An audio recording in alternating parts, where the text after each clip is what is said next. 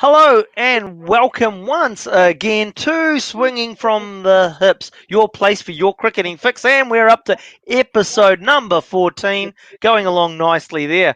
And tonight on Swinging from the Hips, we'll be looking at the second test between England and the West Indies. We'll also look at the preview sort of the third test coming up. There's not a lot of information out about it at the moment, but we'll have a look at it.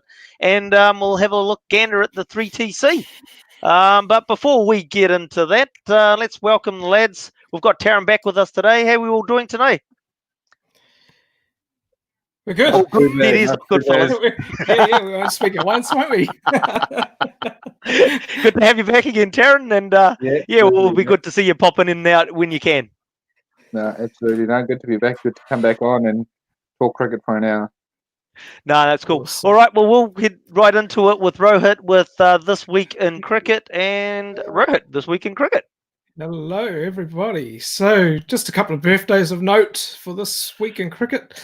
July 18th, 1949, D.K. Lilly, Dennis Keith Lilly, celebrating his birthday. And July 23rd, 1953, one of England's finer batsmen, Graham Gooch. So those are the couple of birthdays that we've sort of mustered up this week. And just a few other things in the history side. July 18th, back in 2019, Zimbabwe became the first full member country to be suspended due to government interference. I don't know too much more about that at the moment, but one of the colleagues might bring that and know a bit more about it than me. And what else we got? Only 10 men have scored 100 and taken a hat-trick in the same match. Mike Proctor has done it twice and did it for the something time on the 18th of July. We're missing something in there, aren't we? And July 19th, 93, the last. This was the beefy Ian Botham's last first-class cricket match. And it was against the old foe, the Australians, for the Poms.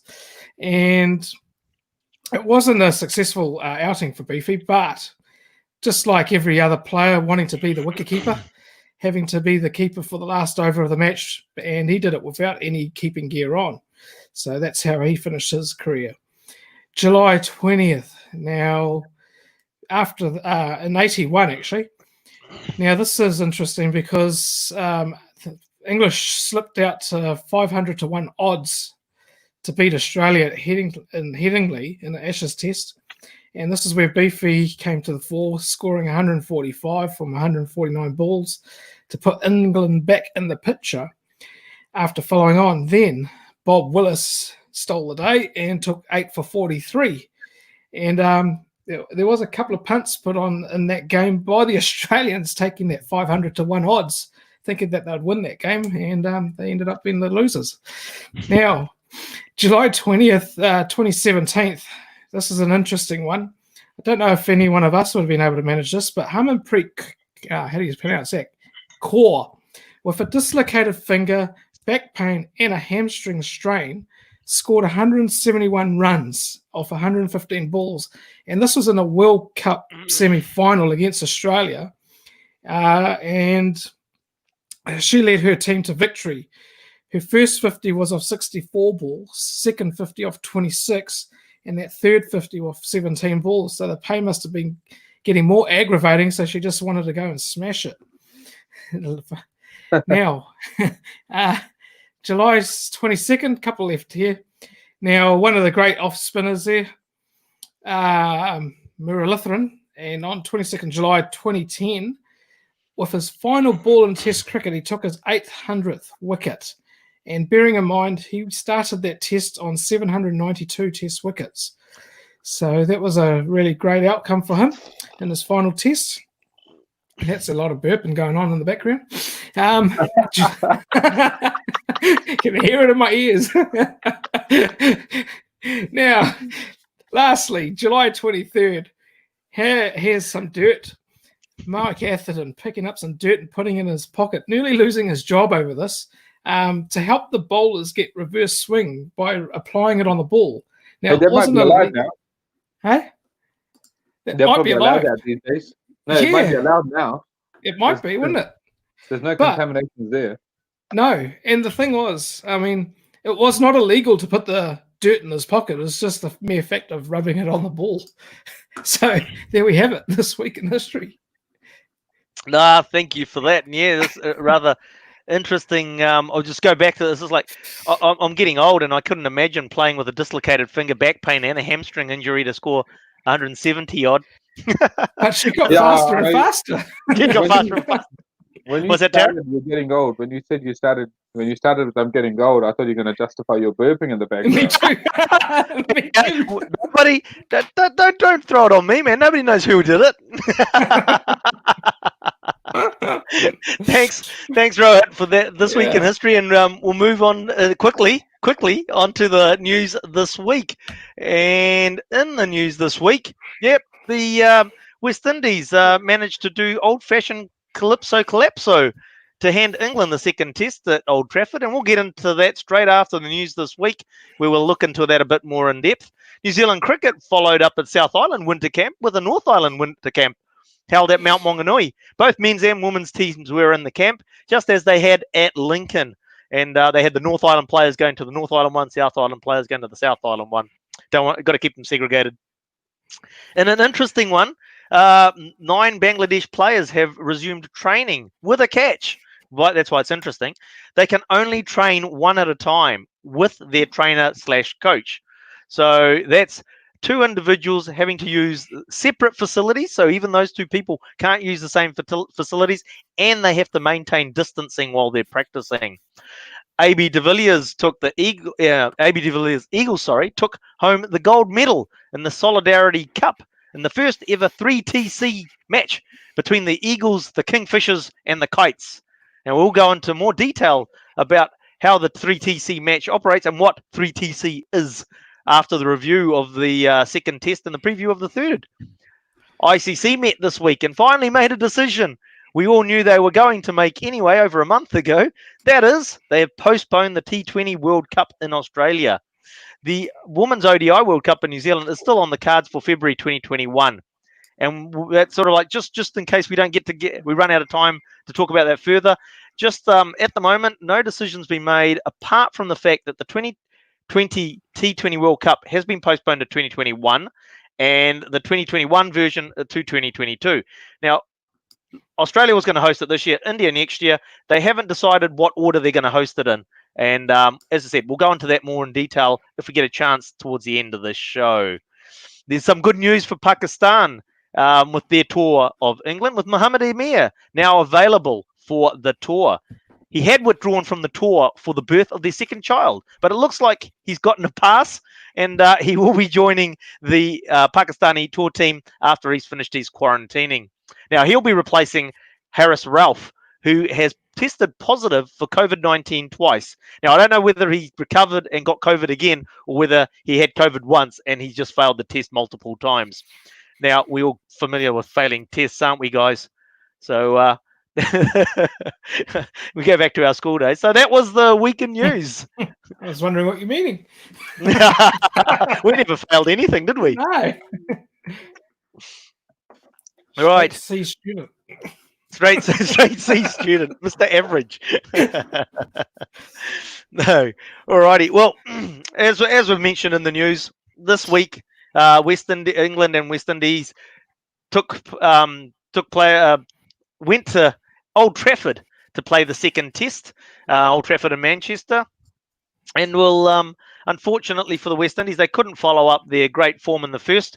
And really sort of England especially with the day washed out, cruising to a victory. What was your initial thoughts, guys, on that test match?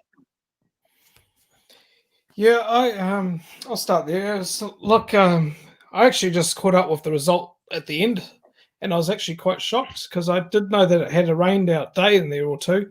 So the weather did intervene, and I was like, really? How the heck did the Windies lose that match? So once I actually opened it up and had a look at the scoreboard and a bit of commentary there, and I was like, wow, it's the old Calypso, that's for sure. And the Ben Stokes show, wasn't it? Absolutely. It's just like, it was a good start by the West Indies. They actually did have England. I mean, they weren't teetering or anything, but they were making progress at 81 for 3. And then there was that 260-run partnership, probably a signature of this test, between Sibley and Stokes that put an end to that and basically put England on the front foot from that point on. Yep, exactly. So, I mean, Super Stokes, he's going to probably end up being one of their greatest all-rounders in time, in my view. Yeah, just amazing what that man can do. He even opened the second innings, didn't he? He opened the second innings as well, and we'll get onto that in a sec. And I'll just bring up the scoreboard and we can just get that going in a sec. There we go, and there's the scoreboard there. So Ben Stokes in that first innings, 176. It sort of not a bad strike rate there for a first innings, especially when England were in trouble there for a short period. And Dom Sibley, 120, opening the batting for England. Yeah. Oh, but that. I mean, that's quite a good partnership. Obviously, it goes without saying. But it also goes to show that innings aside, West Indies weren't too bad. Yeah, granted, you probably don't want to let Dom Best get 31 at the back end of an innings. Yep. But other than Dom Best and Butler's 40 and those two big scores, there's nothing off note. I mean, even Josh Butler's 40 is just a standard keeper's innings. Yep. So you'd think a 30 from Best, and that kind of just it gets a bit niggly towards the back end after you've done a bit of time in the dirt. But other than those two, yeah, West Indies weren't actually as poor as the scoreline might suggest in the first innings.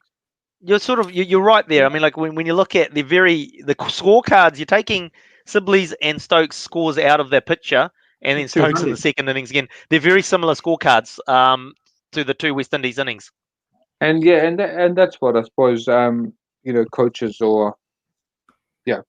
ask you to do, or selectors ask people to do, is they go on to get big scores, and that's exactly what these two have done. You kind of get a start, and you kick on and make it turn into 100 or a big 100 to be that difference between the two sides, and that's exactly what it turned out to be. So yeah, no shame in it, but again, not surprising. That's the note that I've got. Again, I mean, like it's something that's a trend from the first test for the West Indies as well, is that they really need someone in their side, because look, when you look at that first innings, you had Braithwaite with 75, Brooks with 68, Chase with 51. We'll look at the scorecard in a sec, but I mean, they need somebody to actually go on and to make a big 100, don't they? To basically to put the West Indies on a front foot in a dominating position. They had three. What were they on? They were on 80 for 110 or so at the end of lunch, at the start of lunch, when they went into lunch for two, having lost the opener the night before and then losing Alzari Joseph, the night watchman. Yep. They were in a strong position. They were in a strong position. And then they got to 220 odd for 4 or 250 for 5, whatever they might be. They were actually 100 position. Yeah, they were 199 for 4, which is again not a bad position. Yeah, I mean, then they lost their fifth one at 242. So they were 242 for 4 at one point. Yep. And so again, they got starts, and that's the difference, right? You got blokes. Yeah, well, 75, you can live with that.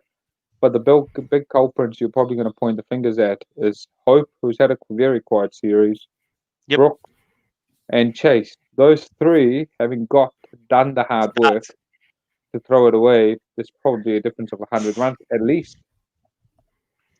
Yep, absolutely. And then you can understand Blackwood. Anyone can miss out, Blackwoods and Dowridges, but then, and it's been documented that Holder's battling with the bat. He's batting 7 and 8. The dude's got a couple of test hundreds. He's got a double 100. Yep. He probably needs to be fronting up a bit more as a skipper with the bat. Yeah, and he'll be disappointed, because we know, as we've talked about previously last week again, this West Indies team isn't really a team that's got like real, for want of a term, a Ben Stokes star. They're very much a team where everybody pitches in and does a role, pulls the team out of a hole when they need to and the like. So I think Holder will be disappointed, as he sees himself as being that leader that sort of brings that out of the rest of the team by his performances. Yeah, I think the disappointing fact for them would be Campbell. at the top. Top. Yep. He's missed out on 4 occasions now. I really like the look of him. Like he looks decent. Yep. He looks like somebody you'd think, oh, he'll probably should score a few more runs than he has so far. But it is England. Mm. But yeah, so he's been found out a little bit, which has allowed them to kind of open up an end early. And Sheho from red ball stats haven't been flash anyway, which means he's exposed against a newer rock. That just opens up everyone all the way down. Well, Up it's just till we get cascading to effect. Chase. Yeah, then you get to Chase, and he's got quite a good record. But then come next week, Archer might return, and Chase's short ball shortcomings have been well documented, so they're probably going to pepper him as well. Yep. I Sorry, I didn't just cleared my throat. understand Just going back to the England's first innings and just looking at the bowling for the West Indies. So it's great to have you on the show because I can ask you this question. You got Roston Chase, who's picked up a fifer, but it's cost him 172, and he's gone at quite an expensive economy rate as well. How do you feel? Do you still feel elated that you picked up a fifer? Or would you sort of think, well, great, I picked up 5 wickets, but it's not exactly a performance to write home about? I think you'd be stoked, wouldn't you? You'd Like, be I don't know. stoked. That's you what won't be stoked. Getting Like, 5 you know, wickets, mate. You got a fifer, Yeah. your name goes on the honors board, yeah. Yep. But he's got 7 wickets in this competition. You know, he's picked up crucial wickets in the test gone by, where he got a twofer in the first test. Now he's got a fifer. He's got a bowling average of 34, which is healthy for a off spinner. Yep. And then his strike rate is 59. I think Shane Warne, like, I'm making a comparative here, but it's by no means a comparative. Shane Warne's career strike rate was 60. So what I'm trying to say is, Yep. It's not as if he's had to bowl endless amounts of overs or go for plenty of runs. You know, he did a job. Sure. Mm. Yep. And Yeah. I suppose another area that the West Indies will want to look at is their drop catches. Dom simply dropped twice before 50, and Stokes before 50 as well. That sort of came back to really hurt them, didn't it? Yeah, it does. It's Well, the old yeah. adage. Yeah, I remember for the first time, it was the 92 World Cup when it first came into my life. You know, you hear the commentators go, oh, catches win matches. Catches win matches, Mhm. when they had the classic catch competition in the 92 World Cup, and they used to show old catches. And that whole adage that catches win matches, well, if you don't win matches, it definitely costs you matches. Yep. You know, it's never going Definitely to cost win you you. a match, but it will cost you games. Yep. Wow. Absolutely. Yeah, Stokes went and scored 170 odd after that. You know, that's definitely put you on the back foot then when you put a player down when they're under 50. Yeah, That's I mean, it's hard. The second innings was, you're on a hiding to nothing when you go down against 2 guys that are well known. Oh, yeah, a couple of guys are well known white ball players around the world, feared white ball players, and then they get a chance to face a hard new ball with the zero consequence. Mm-hmm. You know, for Stokes to play the way he did, it's not a surprise. And once batters start getting into that zone, it becomes very hard to do. Contain them. You almost have to attack them. Attack them. Yeah. Or bowl Go very, into your very shell. defensively. Yeah. So yeah, that's no surprise. But I was stoked to see Kemar Roach get a couple of poles after all his hard yards over there. 4 innings. This is like he basically picked up 250. But you look at Kemar Roach, and really, I mean, in the match, you'd say he's the one that was putting the most amount of pressure on. They were paying him a lot of respect. They weren't actually taking a lot of runs off him. Yeah, look, I followed the test match closely for both tests, Mm-hmm. and he's gone and put just over 2 runs and over. His RPO has been 2, which is pretty good considering he's carrying that team. It shows that he's not just bowled negatively. He's actually looked to get the ball to swing. He's tried to make things happen, create chances, and he's also managed to keep a lid on things. He's bowled 80 overs so far. That's a big workload. 80 overs. The top 4 bowlers, you got Jason Holder has bowled 78 overs. Yep. Shannon Gabriel is one shy of 70 overs, so he's 69.5.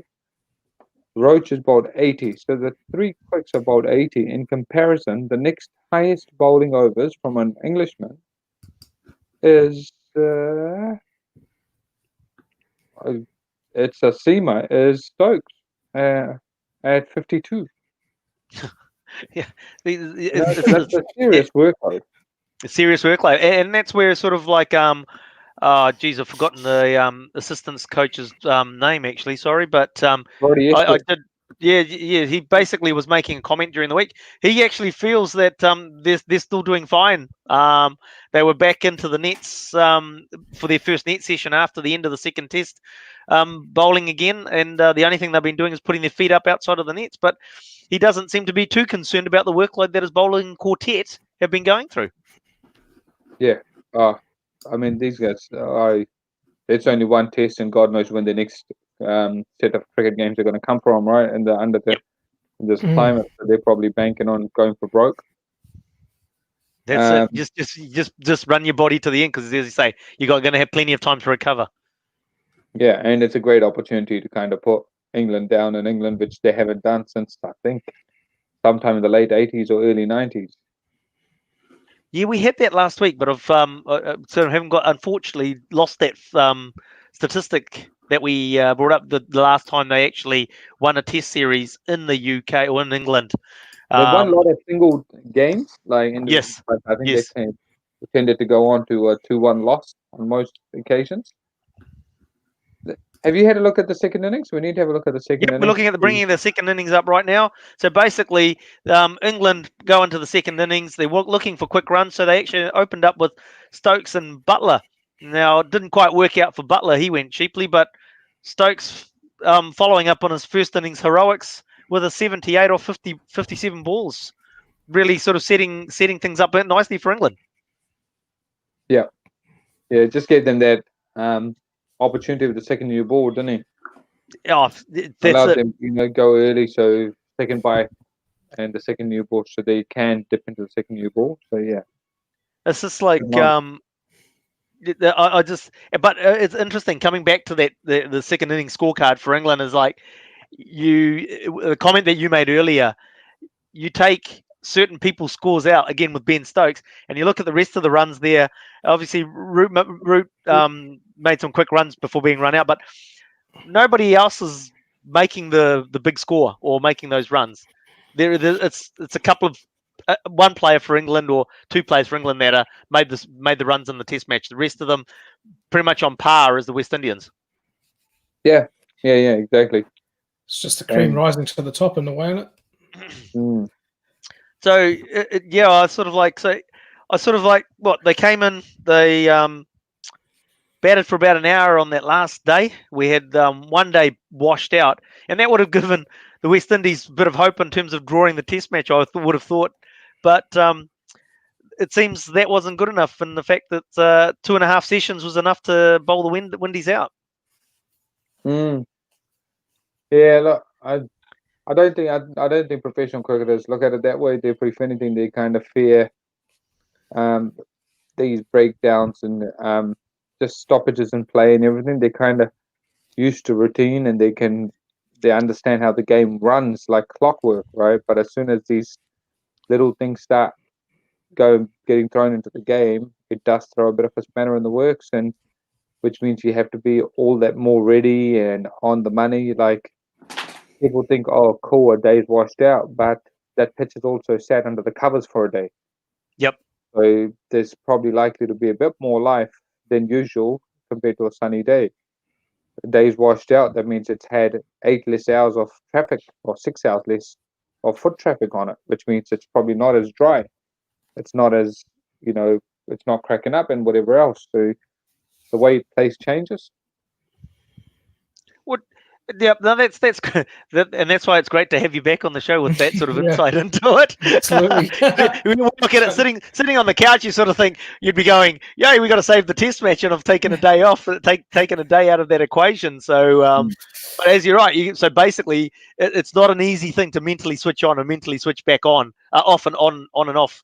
Yeah, You want to get into a rhythm, and you like the flow of a full day's play, wind downs at the end, warm ups in the morning, going through to a full day's play again, and you yeah. like that And sort of continuity. I think the big thing with this test match, and myself included, were like West Indies aren't used to going one up overseas, right? They're not used to going up one up, Yep, and punters like myself included were like, oh, okay, well they're going to blow that lead because they probably got there by luck. Or yep, they got lucky there, kind of attitude yep, with Root going away with his baby and all of that. They got lucky there. That's the attitude we have as punters. yep. I reckon these smaller nations probably feel that inherently, like subconsciously, probably don't feel that they deserve to go two up, or they'll start worrying, oh dear, we've used up our luck. Yep. Reality is going to hit around the corner. Wound up that rubber band. And then on the flip side, you've probably got the Englishmen going, oh, we've all seen these guys fall over before. We've seen these guys fall over before, boys. All we need is 60 odd overs. Think a new ball will do the trick. Hang in there. So they're, it's the other side of the body language as well. They're genuinely believing in it. These guys are second guessing themselves, and that's enough to create a bit of momentum. And then things start going downhill pretty quickly. It's the mental side of the game, though, eh, Tarun? Yeah. So speaking of the Yeah. mental side of the game, I mean, like just to Aaron with this comment there, so like negative mode of trying to play out a day instead of playing normally. Yeah. What I mean, like you go back, we're talking old style cricket versus new style cricket. Old days, they'd shut up shop, their term, shut up shop, and you basically just block and block until you've seen the whole day out. I remember for New Zealand, the great one is Mark Greatbatch and Martin Snedden at the Wacker, where they basically, the two of them battered out a day when New Zealand were in trouble. That doesn't seem to be in the mentality at all of a modern day cricketer, does it? Or is it still there? I think there are your guys like Kane Williamson and them, the true greats. They have Yep. the ability, and not the ability, but they have the mental capacity to soak it up and just enjoy the moment, just enjoy defending. But we're talking about, the cream of the crop and the rest of them. Yep. Right. So, and a lot of West Indians have a lot of flair to their style, and with that comes a few exposing some of their technical deficiencies as well. Yep. So they are probably a bit easier to expose compared to maybe like a Indian side. But having said that, India has been cut open on more than a few occasions overseas as well in a Yeah. session or two, because there's a lot of white ball cricket played. People have I wonder if that just your attention span is probably no more, like not as long as It's it not. used to be. Well, it hasn't had the training, has it? It's not Yeah. the attention. It's not had the training because you're playing that fast game all the time. And like so you've gone from playing one day cricket here and there where a boundary every few overs was good enough to playing T20 cricket where a boundary every few balls is good enough to playing T10 cricket where a boundary every second ball is needed. Mm. So you're itching to hit the ball, right? You're kind of trained to hit the ball and feel the ball on bat, and you start second guessing where your stumps are, so you want to feel for the ball and try and play at balls so you don't need to play at, and then your outside edge gets exposed. Come next innings, you're wanting to leave a lot of balls because you don't want your outside edge to get exposed, and you're showing your stumps and getting LBN bowled, and it's not easy. Yep. And is that a leading to too much T20 cricket? No, Is that no, not at all, not at all. That's definitely not what I'm trying to lean at. Definitely not. No, it's definitely not what I'm trying to go towards, because if you look at the West Indian side, hardly any one of them. I don't think anyone. Go through the batting order. I don't think anybody plays T20 cricket around the world. They None just of play them. in the They're all CPL. specialists. No, I don't think so. I They think don't they're play. all. No, but surely they're playing the CPL. I don't think they're starting stars. I've seen a wee bit of CPL. I mean, the timing doesn't align with us, but yeah, none of the names just spring to mind. Yeah, right. I was Mm. like, I suppose just bringing it back to a bit of England as well, who just with Stuart Broad, you'd have to be happy if you're Stuart Broad.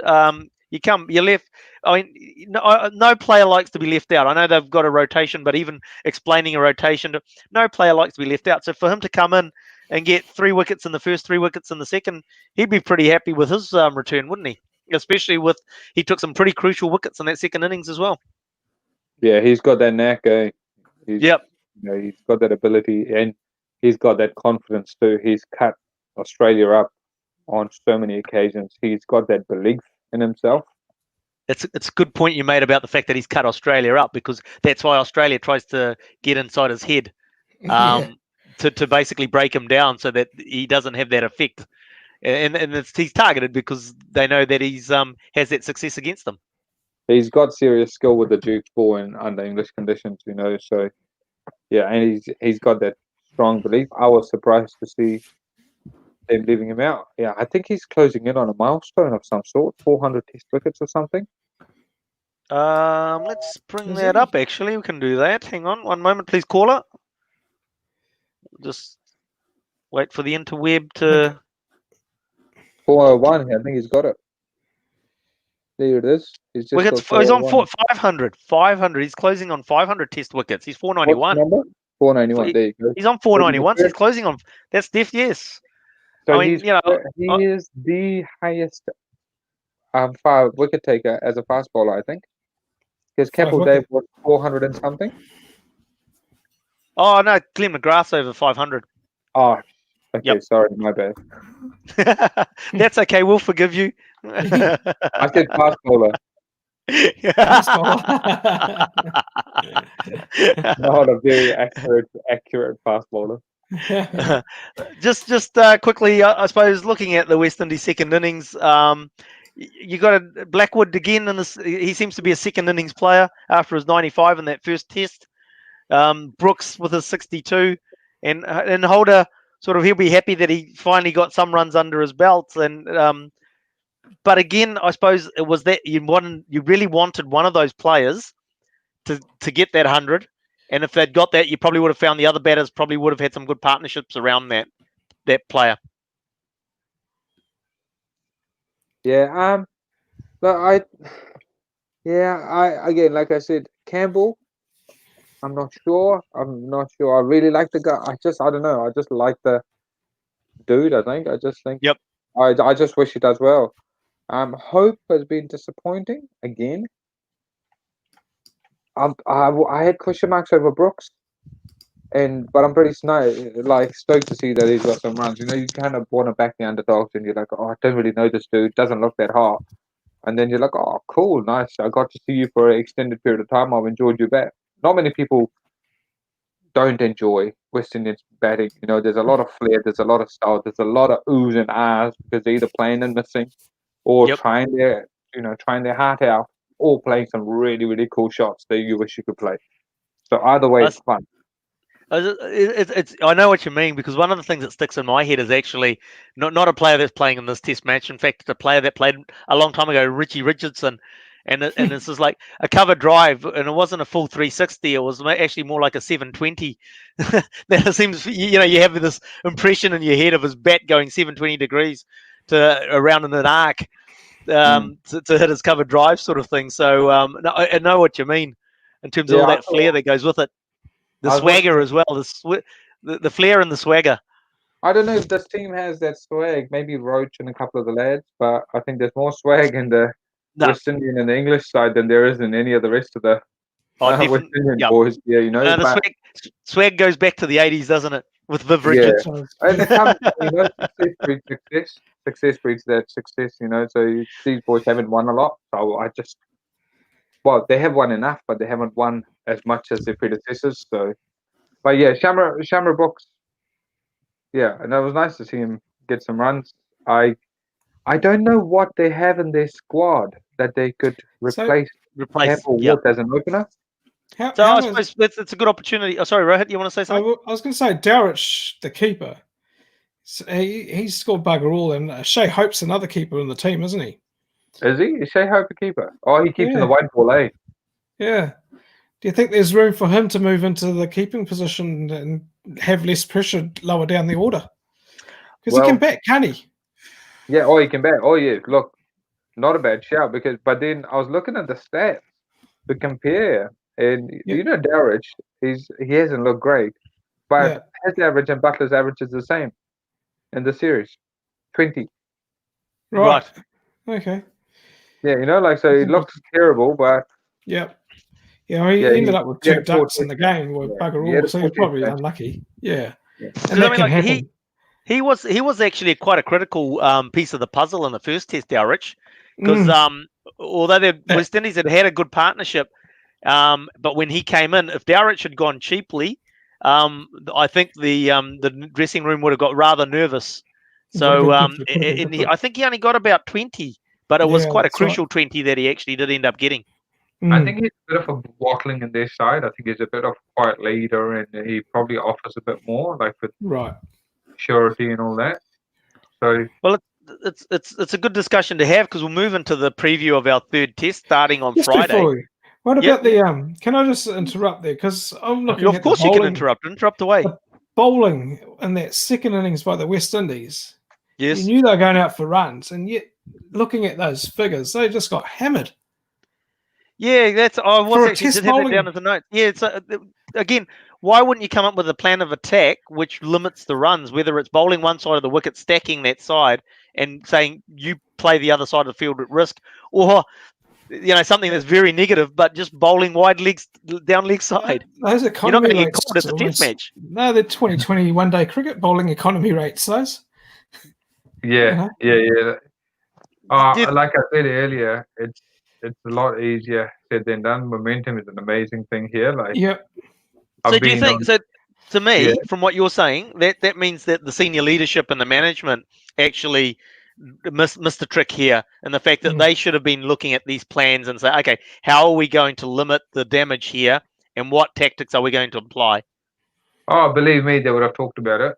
100%, they would have talked about it. A couple of them would have even been dreading, going, "Oh no, here comes Stokes," and they would have come up with their own plans.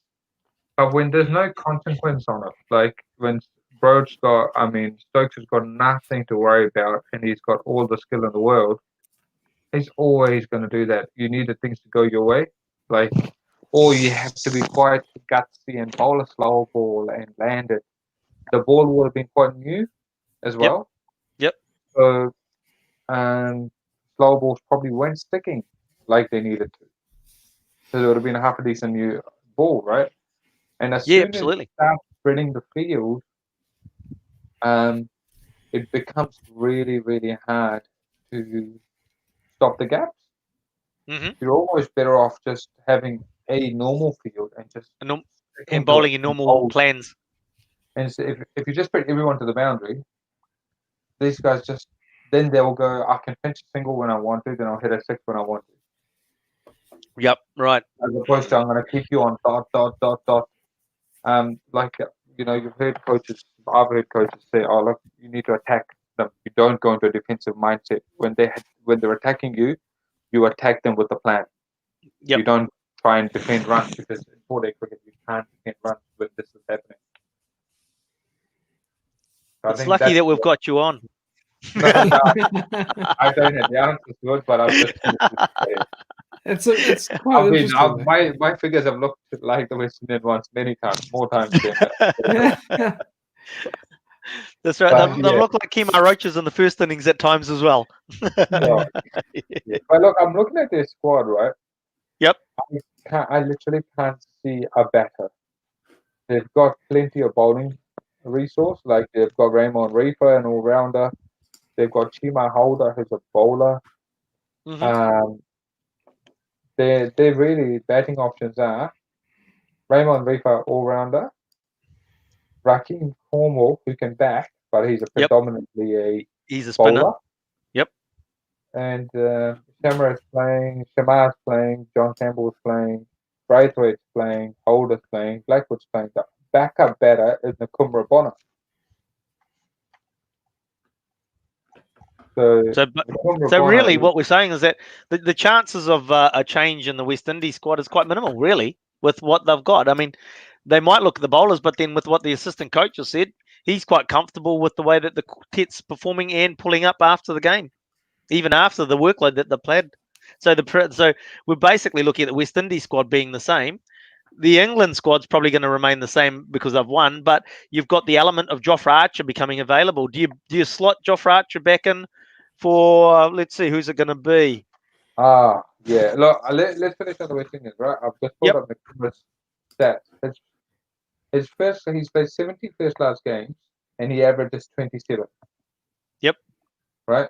You would not, in New Zealand, you would not be playing 70 first class, let alone 70. You wouldn't even be playing 30 if you're averaging 27. First class kids, let alone make test side at an average of 27. Yep. And if you say, okay, well, maybe he's an all rounder, he's played 69 games and he's got 45 wickets. So hardly qualifies as an all rounder.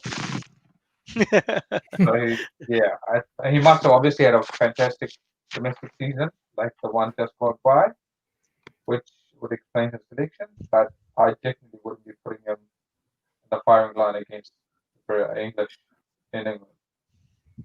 I'm basically what I'm hearing is the team that's played the first and second test is the one that'll roll out for the third.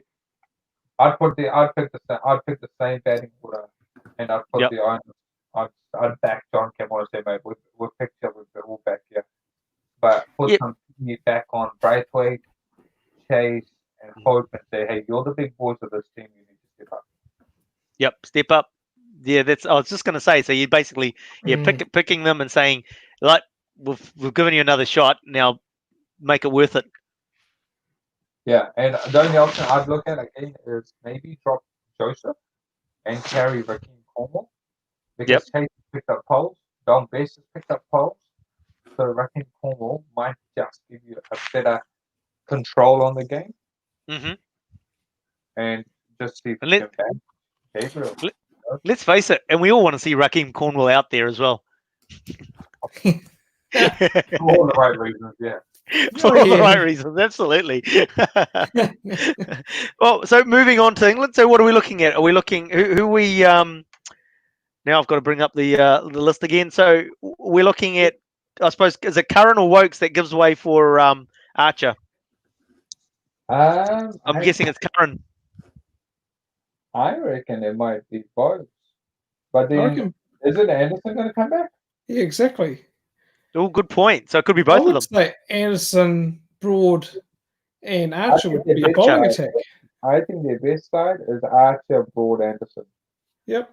Well, Broad, interesting you say that because Jimmy Anderson just came out overnight saying that he still feels that the strongest English bowling attack is one that includes Stuart Broad and himself in it. Yeah. And Archer gives them 90 mile an hour. You don't need. That was the error Stokes made by going for Wood and Archer. Archer gives you pace and he gives you fire like you wouldn't believe. So there's no need for another spray gun who just holds gas and nothing else. Yeah. So you basically or Broad at the time. You're down the other end. You're jumping and bouncing around because Archer's bowling at you. You're going to get, even if Archer doesn't pick up the wickets, because you're not scoring off him, that means that you're trying to score off the other end, and that gives the ball, whether it's Anderson, Broad, or whoever, even more opportunity to pick up wickets because they're looking to score off you. I don't think looking to score off you, but I wouldn't say looking to score off you.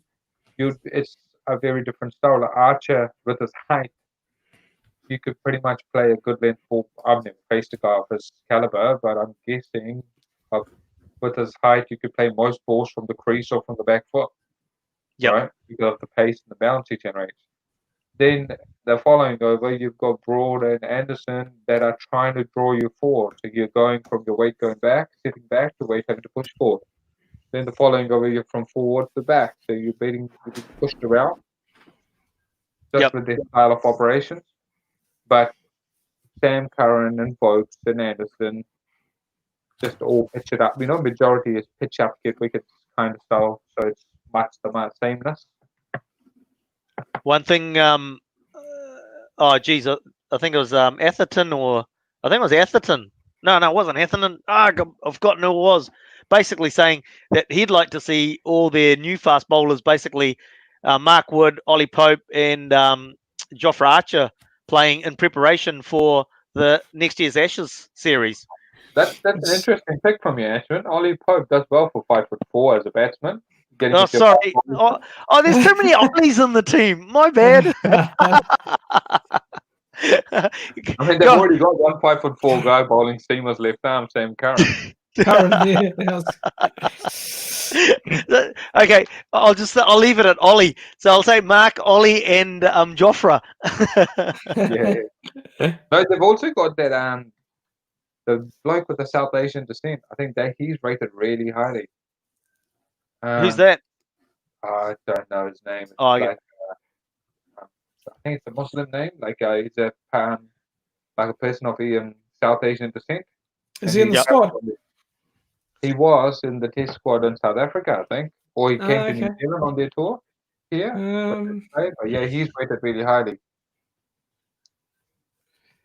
But yeah. Well, I guess we'll find out. Unfortunately, we'll find out more overnight in terms of the. They usually pick a 13 that they're going to pick the 11 from. So we'll hear overnight what's tomorrow morning what larger squads they're going to pick the 11 from, and we'll see what happens. The weather then Manchester is not looking exactly great for the Test match starting tomorrow. So looking tomorrow, they might actually finally get a Test match away on time, possibly. There is a slight chance of rain, but basically Saturday, it might be another Saturday washout. And then the other days have still got some level of precipitation forecast within the Test. So it could be another interesting time in terms of weather for the third Test as well. So hopefully we don't have we get enough play to get a result, so we can get somebody walking away with the Wisden Trophy. Good old English weather, eh? In the summer. Good old English weather. Yeah. Well, so moving along, that's I think unless you guys want to add anything else about the third Test or anything you saw in the second Test, we'll move on to the 3TC. Yeah, go on. Yep. Okay, mate. Yeah, let's do it. Let's do it. Okay, the 3TC. Here we go. I'm just going to bring it up on screen again. So just a summary of those. The 3TC. 3TC stands for 3-team crickets. Yes, 3 teams playing 1 game of cricket. The match is played with 8 players. The 3 teams having 8 players each. And there are 36 overs played into 2 halves. So they do actually have a halftime. They'll bowl 18 overs. They'll have a halftime break, and then they'll bowl another 18 overs. Each team gets to face 12 overs per. So that's 12 overs per team. Now that 12 overs is not from one team that you face. You face 6 from one team, and you face another 6 from another team. So you actually have 2 innings effectively there. They bat and bowl to one opponent in each 6 half overs. So just what I've sort of said. And then the 7th wicket. Once the 7th wicket is gone down, the not out batsman can carry on batting alone, but he has to take 2s to get back to his home, to get back to his crease.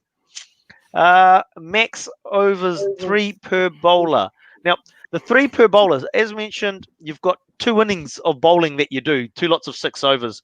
So you can bowl 2 in one set of 6, and then you've got 1 in left for the other set of 6 to the other team. Or you could bowl 3 all in one over, 1 innings, I should say. So that's obviously a tactics scenario there in terms of how you will bowl your bowlers through. And then the winner is naturally, as per any normal game of cricket, the team that gets the most run gets the gold. The second most highest team gets the silver, and third gets bronze. So that's how very quick summary of how 3TC cricket is played. Now, if two teams are drawn on the same amount of runs at the end of their 12 overs, at the end of the match, there is a super over that is played. So you can actually have a super over.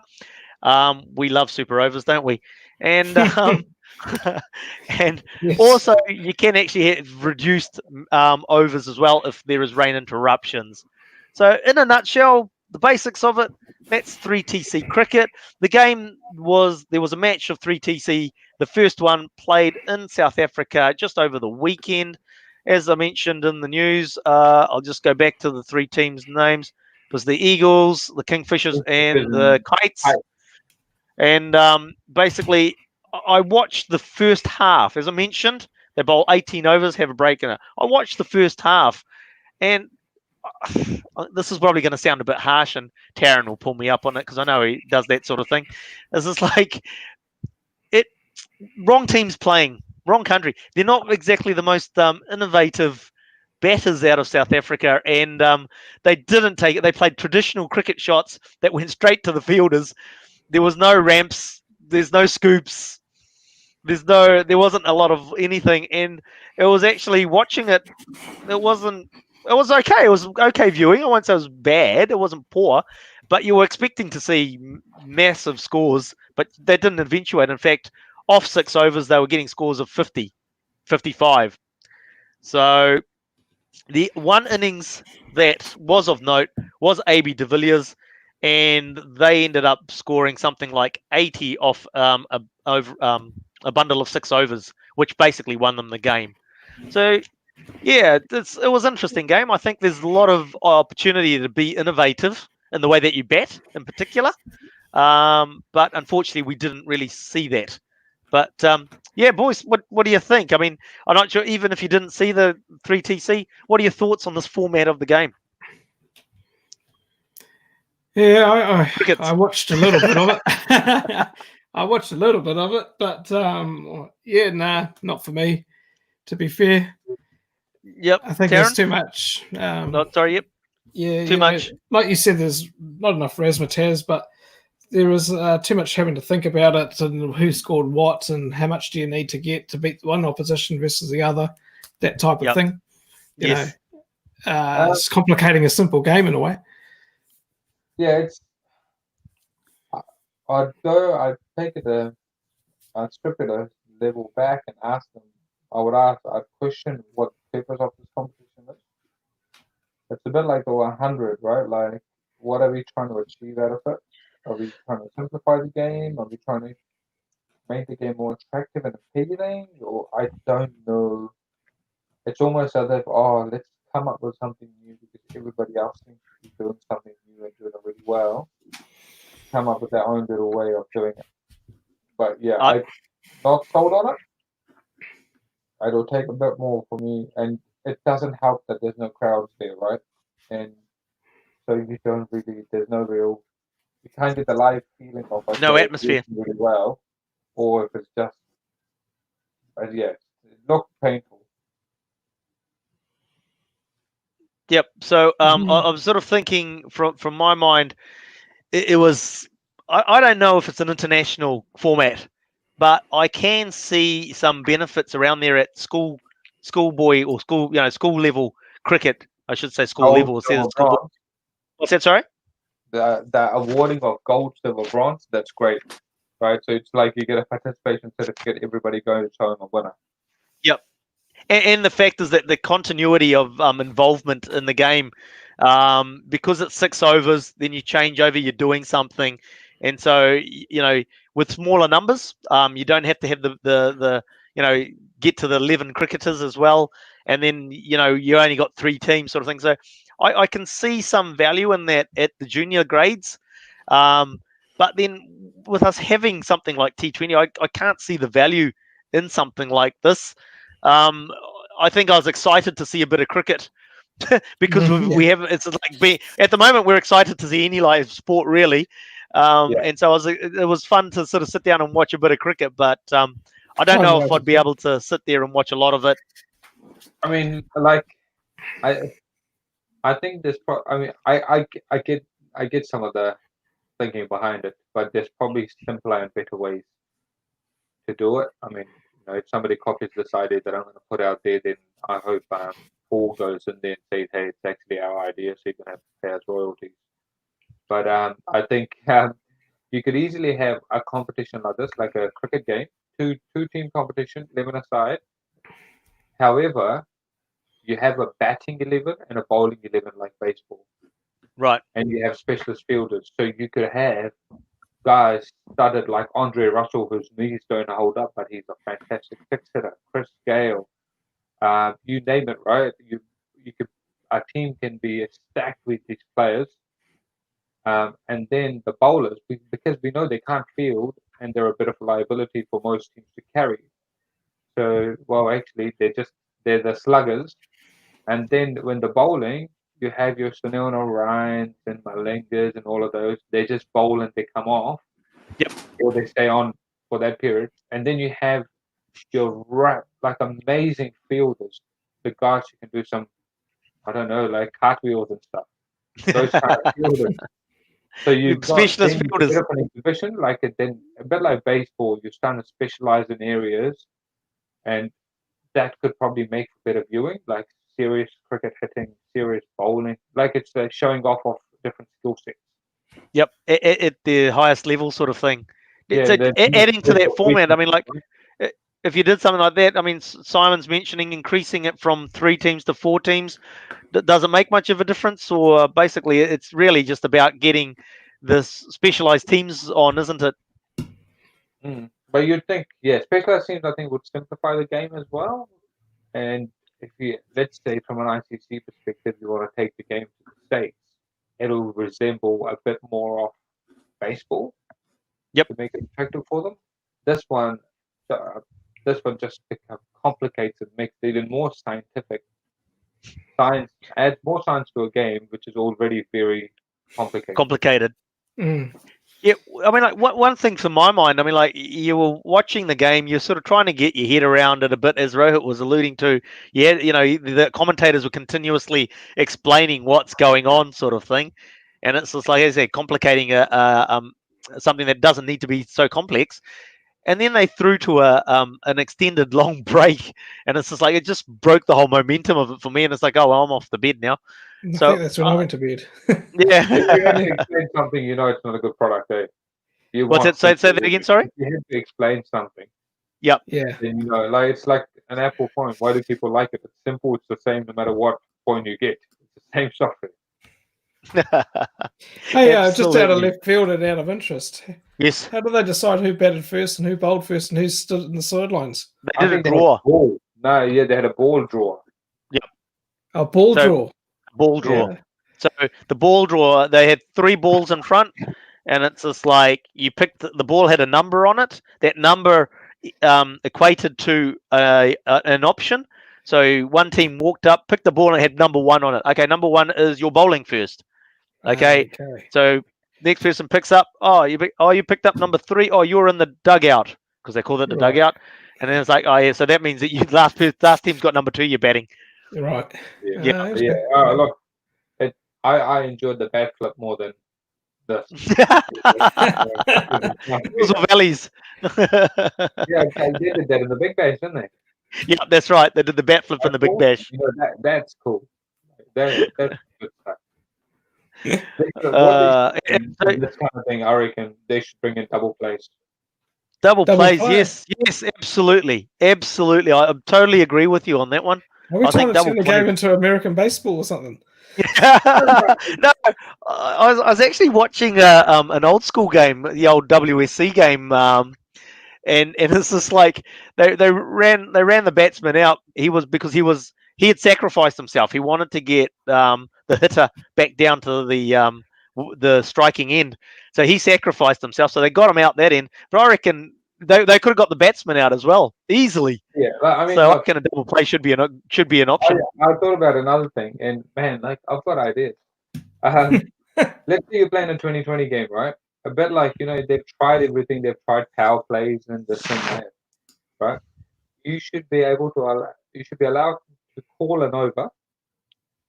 Well, first they should allow for timeouts, I know it lengthens the game, but allows for you to put advertising in there anyway, so it's a win-win. Imagine if they allowed you to say, let's say we're playing a 20-over game, and you hand pick an over and go, in the middle of the game, you can say, you have to give a 2-over notice, and you go, in the 16th over, you can say, right, I call power play over 19. Any runs you score in that over, when you call it, is worth double. It's like a joker. Throw the joker in there. Yeah. So you're chasing a score, so you're never out of the game, right? You're chasing a score of 40 off 2 overs, and you've held your power play over. You can throw it in there, try and catch 15 and make it 30 with 10 to win off the last. Yep. Would you play it? Would you play it in the first 6 like IPL? You play it in the first 6. Yeah, because I mean, then did it someone else by calling it up front. Yep. Yeah. Speaking of IPL, Simon asking, is there a chance of the Big Bash and the IPL being played at the same time? I would say a big no to that. No, I don't think there's any chance because Big Bash is basically over our summer period from sort of November through to February, and IPL is generally around the sort of April timeframe. Tarun, would that be right? Yeah, well, I think Simon's referring to this one this year because the IPL window for 2020 is now October, right? September, October. I think that's what he's probably talking about. Yeah, no, he is actually. He's clarified. He's meaning for this year. Yeah, and if the ECB don't get their act together and people's paperwork doesn't move around, it'll easily get pushed further and further into November and December, which might coincide with Big Bash. But I think the two parties have good relationships, and they'll probably make sure it doesn't get in the way of it. Yeah. Well, the other thing is that my understanding with the IPL is that they're just waiting for the Indian government now to approve it, and then basically they're all. Sorry, say that again. Emirates government has to approve it too. Emirates. Oh, right. Okay. Yep. And then they have to approach all the other bodies and get them to be released. And if you've got, I don't know, like let's say South Africa is got a bit of COVID hit, would Emirates allow for the South Africans to turn up and the Indians to turn up? I'm sort of thinking though. I mean, I think when we look at the England, West Indies, and Pakistan in the way that they've managed the quarantining process, quarantining before you leave and then quarantining once you get there as well. I think there's some good examples of how it can be done and achieved. So as long it's good that there's been some precedence, because that's a great word for these times. Precedent has been set to be able to follow. So you'd hope that that could be followed, and again, those players that need to come from around can get there. The issue that could be, and this is something that could affect the Women's World Cup and why that might need to be shifted, is that if a player has to transit through another country and doesn't have a direct flight to get to UAE, that would be the issue. That could be an issue. Exactly. Emirates flies most places though, right? Yeah, Emirates do fly most places. I think even at the moment. Yeah, I think they're even flying to Auckland at the moment. So, yeah, I think. I mean, like most of the I suppose the Caribbean. If there's some players in the Caribbean, I'm not sure whether there's any issues there. But yeah, I mean, but your Pakistan's and your India, you're going to get Emirates flights from there, aren't you, to Dubai? They could probably drive there, I think. Yep. From India and Pakistan, they can just drive there. To drive.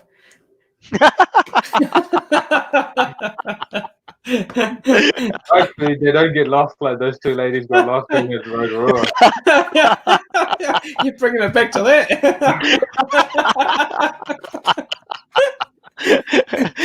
He's been missing for a couple of weeks. Come on, The drive, that's a hell of a drive. To my mind, though, I'm pretty confident. It just seems like BCCI generally get to make things work, don't they?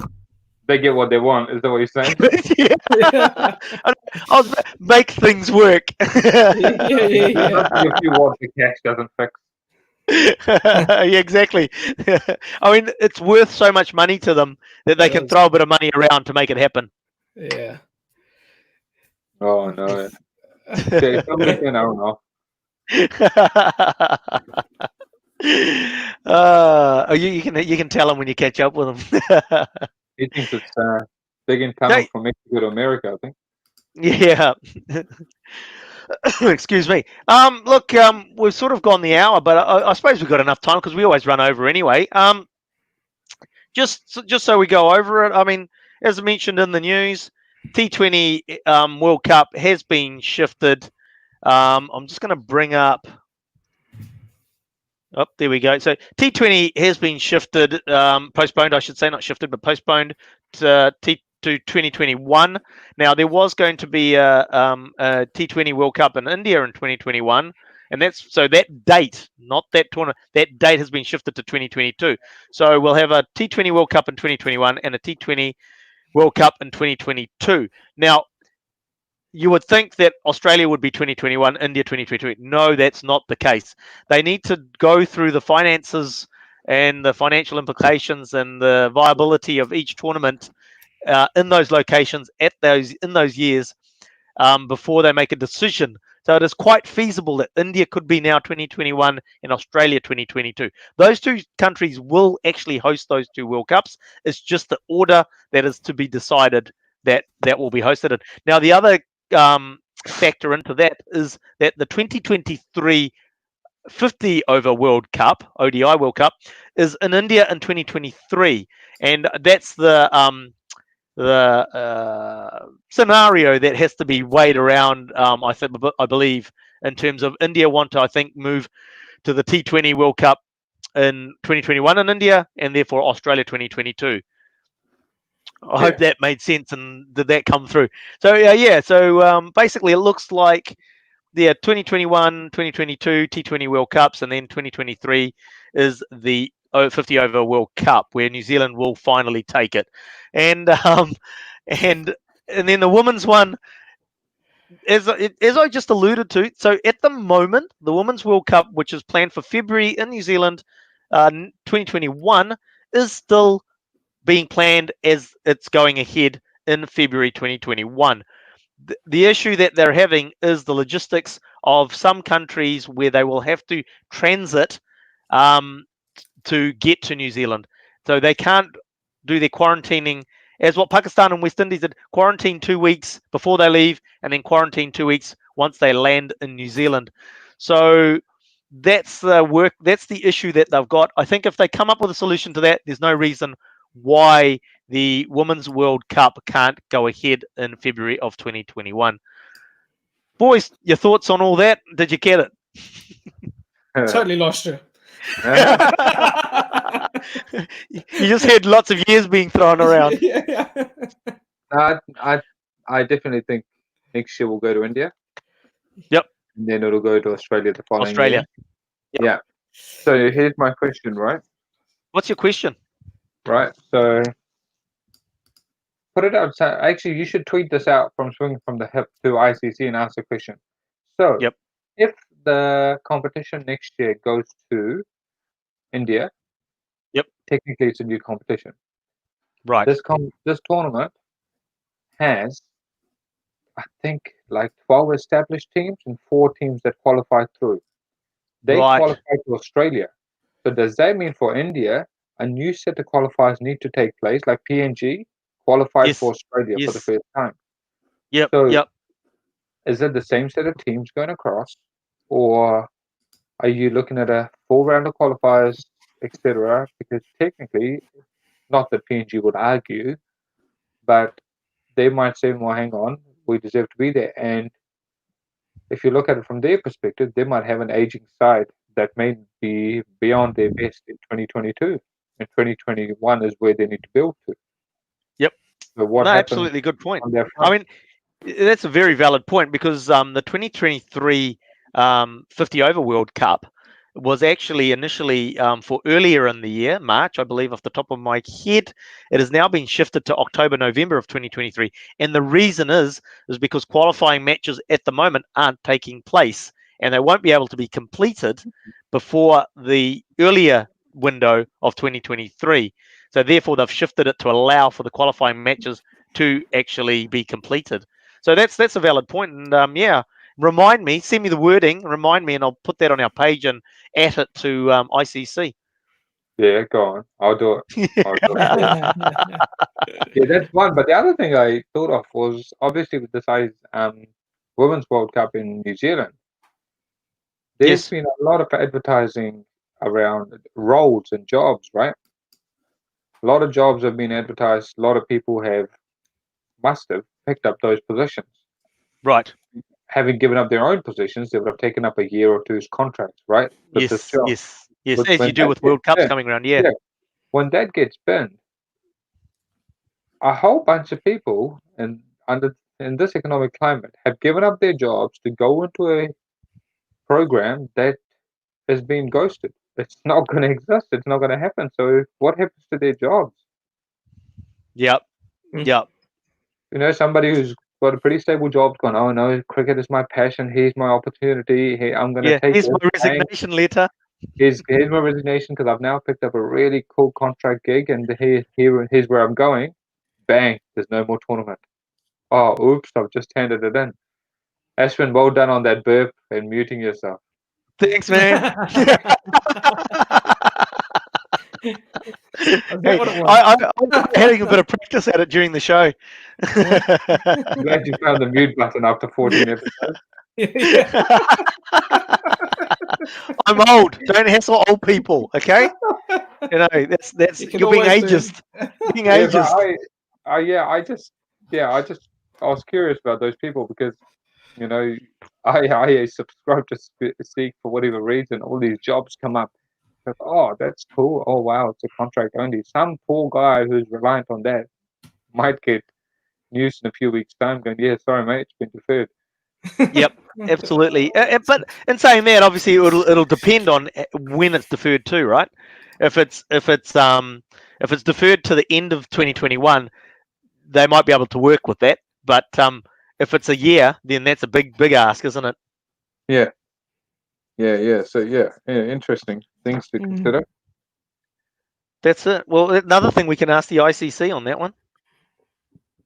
Reach out. Reach out. Oh, they might say, go get rate subsidy. Hey, look, I suppose that's we better wrap it up there. And thanks, guys, for coming on the show tonight, and thanks for everybody that have been in the chats rooms and the posting the comments. And really appreciate those comments coming through. So keep them coming through in the shows in the future, and we like getting them in, and so that we can have discussion points coming out of those chat rooms. Once again, thank you to everybody that's tuned in, and that will be listening to this on podcast, because you've got many ways to download your podcast and listen to this show at your leisure, on your way to your commute, on the way to work, whenever. Remember, there's many shows on New Zealand Sports Radio. Monday nights, we've got the Driving Mall show that discusses all the issues around rugby. We've got Wednesday night, we've got the Standoff, which talks about league and what's happening there. We've got, obviously, the greatest show on New Zealand Sport Radio. I'm a bit biased there, but Swinging from the Hip on Thursday nights at 8 p.m. We've got the preview show for Super Rugby and AU and Aotearoa happening on Friday nights. And then we've got the review show on Sunday night for everything that went down over the weekend with Super Rugby. But make sure you join us again here at 8 p.m. on Swinging from the Hip, right here on New Zealand Sport Radio. And we'll see you again next Thursday. Thank you.